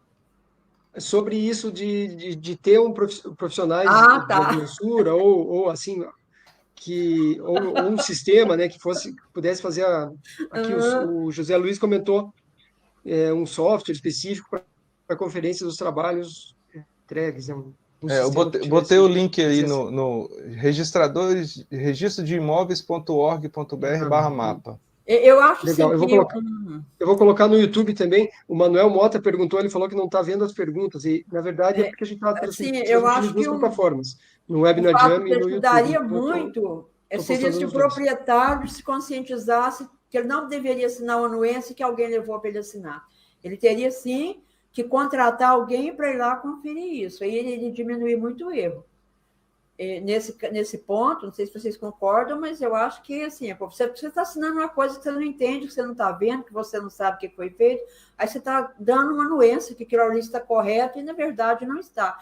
Está sendo todo mundo enganado por um irresponsável. O proprietário do lado, o cliente, o proprietário que está sendo feito o GEL, o cartório, todo mundo sendo enganado, o próprio sistema do CIGEF, todo mundo sendo enganado por um irresponsável que faz o GEL de qualquer jeito.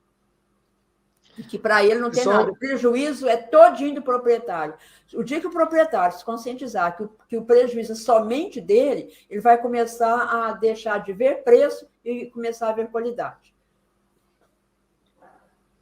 Pessoal, aqui no webinar é o seguinte, vocês respondem uma pergunta, chegam 3 ou 4, então a gente nunca vai conseguir esgotar, né? Eu estou vendo aqui, passa rápido aqui. Como sempre, né, a gente te pede desculpa que não consegue responder a todas as perguntas. A gente vai preparar, né, um relatório aqui, passar para a Margarete, um arquivo Excel que vai ter todas as interações aqui, todas as perguntas aí como sempre, a Margarete é muito atenciosa com todo mundo, já faz uma live, um vídeo, né, respondendo as perguntas do webinar. Então, eu queria, antes de pedir as considerações finais de vocês, só lembrar, pessoal, que a gente vai disponibilizar na íntegra o replay por e-mail, para quem se inscreveu. Para quem está no YouTube, já é automático, né, o vídeo já fica disponível ali, mas para quem está no Webinar Jam, a gente vai enviar por e-mail o replay na íntegra, vocês vão poder rever com calma, compartilhar com seus amigos, e os certificados de participação a gente envia amanhã também por e-mail. Eu preciso lembrar vocês que a nossa agenda de webinars fica em mundogel.com/webinars, eu já vou colocar ali no chat o link, ali tem a agenda dos próximos eventos que vão acontecer, e também o replay de centenas de outros que a gente já fez, e vocês já devem saber, né, mas não custa a gente relembrar que de 21 a 23 de maio de 2024 acontece o Mundo Geo Connect, junto com o Drone Show, junto com o Space BR Show, e agora tem mais um evento junto, que é o Expo Evetol. Então, tá ficando até difícil da gente falar, né, tanto nome de evento junto, mas vai ser num local novo, vai ser no Expo Center Norte, Pavilhão Amarelo, então a gente já está batendo desde já nessa tecla para o pessoal não errar aí o endereço, o local do evento. E, para finalizar, então, eu queria que vocês fizessem, né, cada um, as suas considerações aí e principalmente que recomendações vocês têm para o pessoal, né? A gente viu que tem muita dúvida específica, tem gente que já está trabalhando, já está tendo esses problemas aí na prática e está precisando resolver no dia a dia. Tem outras pessoas que têm perguntas assim mais genéricas, né, que estão, às vezes, pensando em trabalhar com georreferenciamento de imóveis rurais, pensando aí a trabalhar com CAR também. Então, para a gente tentar fazer o fechamento assim que abranja nesses dois públicos, o pessoal que está começando e o pessoal que já tá também há algum tempo aí no mercado. Acho que podia começar com a nossa convidada especial de hoje, né, a Daniela, aí passa para a Margarete. Você sabe que ela mora em Curitiba, né? Ah, sim, a gente está na mesma cidade aqui. Sim. Então, eu de recomendação, acho que a gente aconselha aqui, até estava falando com o Ítalo isso antes também. Acho que o ideal é sempre a gente buscar entrar em contato com esses órgãos, né? Para saber o caminho aí, e antes de fechar preço, analisar a área, eu acho que isso é o principal, né? Ver o que vai ter de confrontação, principalmente. E aí, onde pesa sempre é rio e estrada, toda a vida. Então, eu acho que a gente tem que fazer uma análise, tem que considerar muito isso mesmo, porque um trabalho com qualidade aí não é barato, e a gente tem que dar valor ao trabalho, com toda certeza. Ítalo. Eu continuo também nessa linha de raciocínio da Daniela, né? É melhor a gente ter um bom nome, deixar de pegar alguns serviços, né? Infelizmente tem clientes que vão leiloar, então talvez esse cliente não seja para você, porque quem está aqui, né, Eduardo, queria parabenizar todo mundo que está aí na presencial, aqueles que fizeram a inscrição vão assistir o replay depois, né? Então de parabéns, porque se preocupam em buscar um pouco mais de conhecimento, se preocupam em fazer um melhor para o cliente, fazer um trabalho correto. Por isso que está sempre estudando, né? A gente nunca para de aprender. Assim como eu comentei hoje, aprendi uma coisa nova com a Daniela num bate-papo ali, e assim a gente vai aprendendo. Quando a gente conversa com um órgão público para perguntar como faz, a gente vai aprender como fazer para o próximo, e assim por diante. Então, acho que a gente tem que analisar com calma, e aí, mesmo se você deu o preço barato, agora vai até o fim, entrega o serviço, que lá na frente o cara vai te chamar para desmembrar, aí você dá uma compensada, né? Você tem que fazer, cumprir o combinado, né? Você combinou que vai fazer, não escreveu, vai até o final, mas acho que deixar um bom nome é o principal. E tirar esse tempinho que vocês estão tendo aqui, como diz o Eduardo, né? Um tempinho para molar o facão, né? Que a gente produz mais. É isso aí mesmo. Eu quero agradecer a Dani, agradecer ao Ítalo. Muito obrigado por ter aceito, Dani, o nosso convite. Daqui um dia a gente se encontra na live de amigos que a gente vai fazer. Uhum. E a minha recomendação é essa, gente. Não é fácil, não. Vocês não façam leilão do trabalho de vocês, porque um trabalho não é só um trabalho, né? É um filho que você vai ter para o resto da vida, e quando você pensa que está tudo bem, lá vem seu filho dar problema, né? E às vezes você tem problema, não que você causou, mas que está sendo causado por um que não tem nada a ver com o seu trabalho. E nós temos que conscientizar, eu tenho feito muito esse trabalho de conscientizar os clientes que ele tem que procurar a qualidade do serviço. E ele não tem que aprender a fazer o serviço, inclusive eu tenho curso de proprietário para o proprietário, onde eu ensino eles não a fazer, não vou ensinar proprietário porque ele não tem tempo para isso, ele tem que administrar o imóvel dele, mas aprender a fiscalizar o trabalho de quem está fazendo, e eu tenho tido bastante resultado, sempre eles agradecem, porque sempre eles iam cair numa fria. Então, assim, a gente está numa época de muitos cancelamentos. Como o Ítalo falou, preserve o nome de vocês, porque o diploma ninguém tira também, né? O seu conhecimento, aliás, ninguém tira. Mas o nome, quando a gente perde, é difícil depois a gente conseguir resgatar esse nome. Até o próximo webinar, dia 19, né, Eduardo, de outubro, quando nós vamos ter essa convidada. Estamos só aguardando o sim dela, mas é só problema de horário, né? O Ítalo está negociando com ela. Nós vamos falar sobre o sucapião, extremação, que são dois problemas, assim, dois assuntos bem recorrentes. E aguarde próximas lives aí, que o assunto, quem dá o tema é vocês. É pelas dificuldades, pelos que vocês esperam que a gente passe para vocês. Convido vocês também a conhecer o clube de conteúdos, clube de assinantes da TGR. Estou colocando sempre vídeos muito interessantes. Agora nós estamos fazendo estudos sobre os princípios registrais. E hoje eu abri a comunidade, né? Então, na comunidade é para bate-papo também lá. E eu vou gravar um vídeo com as respostas. Daqui uns 15, 20 dias o vídeo já está para vocês. E eu vou até pedir para o Eduardo depois. Aliás, o Eduardo sempre me manda relação de inscrito, né? E eu mando no e-mail de todo mundo o vídeo para vocês assistirem. E conto sempre para a TGR que vocês precisarem, mesmo que não sejam meus alunos, mas o nosso interesse mais do que vender curso, é que a coisa ande, que ande bem. Então, pode sempre contar comigo, nas redes sociais vocês me encontram, o meu celular das redes eu mesmo que uso, estou sempre disposta a atender todos. E quem for no Mundo Geo Connect do ano que vem, confiar em mim mais uma vez, eu acho que pelo 12º ano, né, Eduardo? Foi em 2012, é primeiro, né? Pelo 12º ano, eles estão confiando em mim mais uma vez para falar sobre georreferenciamento para vocês. E essa parceria, essa confiança, né, a confiança que tem entre mim, o Eduardo, o Emerson, que são da Mundo Geo, nasceu em 10 minutos no aeroporto, em um café entre que estava o Eduardo, e na época o Claudinho, aqui de Goiânia, o Eduardo e o Jarbas. Né? Então, em 10 minutos ali surgiu uma parceria de confiança.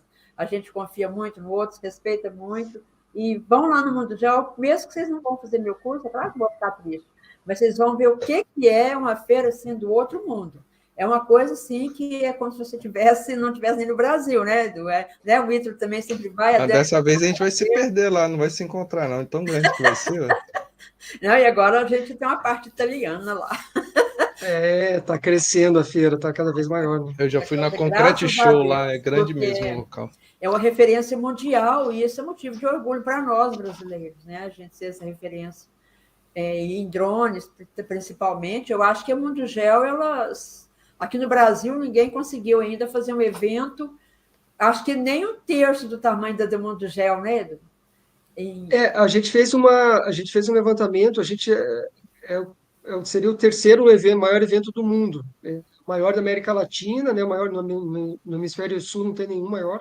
Agora o Emerson vai para a Intergel, na Alemanha, que, para quem é da área de geotecnologias, eu acho que tem que ir uma vez na vida, pelo menos. Deve ser massa. Por que o Mundo Geo não paga a Disneylândia para a gente? Né? Não, no ano que eu fui, em 2012, a nossa feira tinha 50 estandes e a Intergel tinha 500. E você nem consegue ver em 3 dias só todos os estandes que tem na feira. Né? Coisa do outro mundo, né? Então, tem a Intergel e daí tem alguns eventos na China, qualquer coisa que fizer é grande, né? Qualquer evento que fizer é gigantesco. Mas o Mundo Geo, assim, a gente começou como Mundo Geo Connect em 2011, né? Em 2015 a gente incorporou os drones, virou Drone Show também. A partir de 2019 tem o setor espacial, agora o setor do eVTOL também, que são esses carros voadores, né? É ruim chamar de carro voador, mas é algo que daqui a uns poucos anos aí vai ser realidade. Em vez de a gente pegar um Uber terrestre, a gente poder optar pelo Pop, o Black e o voador. Por exemplo, né? Vai ter a opção de Uber voador também. Eu acho que vou continuar na minha moto aqui embaixo. Mas marquem na agenda de vocês aí, pessoal. 21 a 23 de maio vai ser no Expo Center Norte, lá em São Paulo. Muito bom. Eduardo, mais uma vez, muito obrigada pela parceria. Conte sempre com a TGR, conte sempre com o Ítalo, né, Ítalo? E com a Dani também, né? Comigo também, certo. Com certeza. Agradeço. Gostaram da Dani? Gostaram da minha convidada, da nossa convidada? Gostamos muito. Se vocês gostaram, se vocês querem. Muito bom. Aliás, Dani, eu estou convidada para ser consultora da TGR na área ambiental, viu? Com certeza! Consultora. Nós já temos bons consultores lá, mas você vai ser uma delas, viu? Que bacana, com certeza, que honra. Muito bom o webinar, pessoal. Queria de consultor para precificação, hein? Gente, vocês acham que eu devo colocar o Ítalo para precificação, ajudar vocês a elaborar preço aí? O que vocês acham? Não. Isso tem aí. mais gente aí, tem mais gente aí. Vocês podem ter certeza, na primeira vista o cliente corre, daqui uns meses ele volta. Volta. A experiência diz que volta, né? É isso aí. Eduardo, muito bom. Obrigado, Eduardo. Aqui, porque a gente já estourou totalmente aqui o limite do tempo que a gente imaginava, mas eu acredito que valeu a pena para todo mundo que está online conosco, ainda tem muita gente que está conectada, assim como valeu para mim também, que a gente sempre aprende muito nesses webinars. Queria agradecer mais uma vez a TGR Treinamentos pela parceria na realização do webinar, pela Margarete trazer, né, esse tema aqui para a audiência da Mundo Geo. Obrigado ao Guilherme, que está na retaguarda, que fez as sessões de teste. Ele fica fica nos bastidores aí para garantir que tudo corra bem nos nossos webinars. Obrigado, Daniela, pelo seu tempo aí para preparar o conteúdo e apresentar e responder as perguntas. Margarete também, Ítalo, vocês aí, como sempre, estão estão aí atendendo a nossa audiência. E só relembrar, pessoal, a gente vai mandar ainda por e-mail para vocês, então, o replay na íntegra, o certificado de participação, e aí depois a Margarete envia também a parte das perguntas, né, as respostas, as perguntas que ficaram pendentes aí. E a gente se vê, então, nos próximos eventos, primeiramente online. As perguntas do YouTube vão ficar salvas? Oi? As perguntas do YouTube ficam lá salvas? Ficam, ela fica no canal do YouTube e ela fica rolando lá, mas a gente pode dar um jeito de copiar elas também e colocar no relatório. É algo novo, assim, mas eu acho que não é difícil, não. Então... E a gente se vê, então, pessoal, nos próximos eventos, por enquanto online, e em breve no evento presencial lá em maio, na capital paulista. Muito bom. Um abraço. Valeu, um abraço. Tchau, gente. Um abraço a todos, boa noite. Tchau, tchau. Tchau, tchau. Tchau.